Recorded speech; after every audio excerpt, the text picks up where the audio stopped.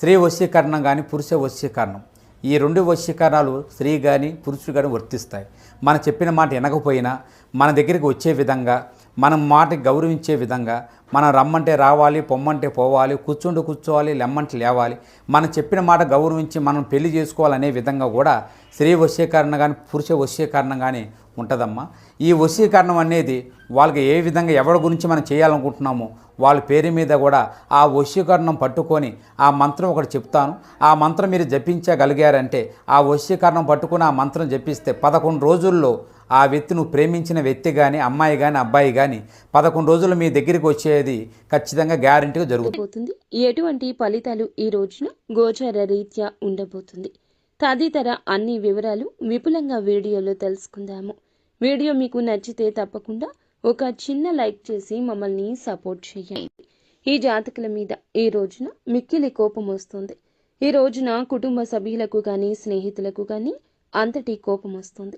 ఎందుకంటే వద్దు అనుకున్న వారిని తిరిగి జీవితంలోకి తీసుకురావడం. వీరి యొక్క తత్వం తెలుసుకుంటే ఈ మాటకు అర్థం తెలుస్తుంది. ఈ రాశి జాతకులు ఒక్కోసారి ఒక్కో విధంగా నడుచుకుంటారు, ఒక్కోసారి ఒక్కో విధంగా ఆలోచిస్తూ ఉంటారు. కానీ ఎదుటి వారికే వీరి వల్ల కష్టం కలగదు, కానీ వారి వల్ల వీరికి కలుగుతుంది. ఒక్కోసారి పిచ్చి వారిలా కనిపిస్తారు వీరు, ఇంకొకసారి అధిక తెలివితేటలు ఉన్నవారిలా కనిపిస్తారు.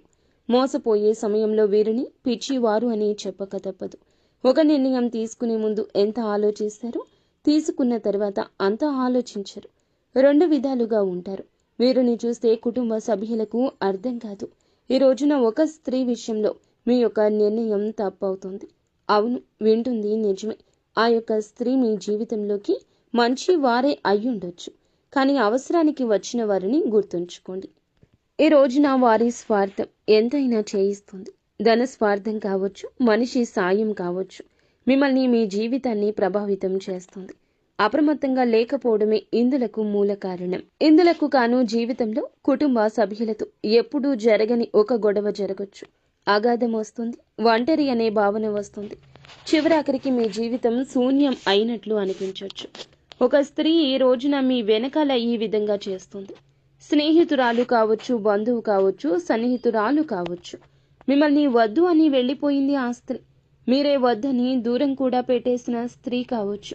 వారి కష్టాన్ని చూసి, వారి ఇబ్బంది చూసి తట్టుకోలేక తిరిగి వచ్చినా ఏమనడం లేదు.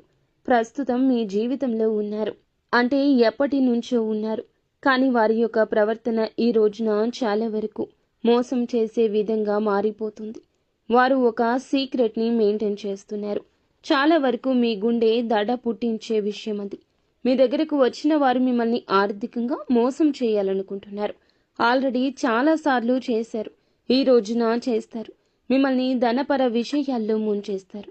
వారు చేసిన తప్పులకు మిమ్మల్ని ఎండగట్టేస్తారు, అడ్డం పెడతారు. ఘోరాతి ఘోర దెబ్బ తగులుతుంది. ఒక కన్నేసి వారి విషయంలో ఉంచండి. వెనుకాల చేస్తున్న ప్లాన్ని పసిగట్టండి. ఈ విషయంలో కుటుంబ సభ్యుల సాయం తీసుకోండి. మీరు అడిగితే వారు కాదనరు. ఈ స్త్రీ విషయంలో నష్టం జరగక ముందే మేలుకోండి. ప్రతికూలత అనుకూలంగా మార్చుకోవడానికి నిత్యం శివారాధనతో పాటుగా విష్ణు సహస్రనామ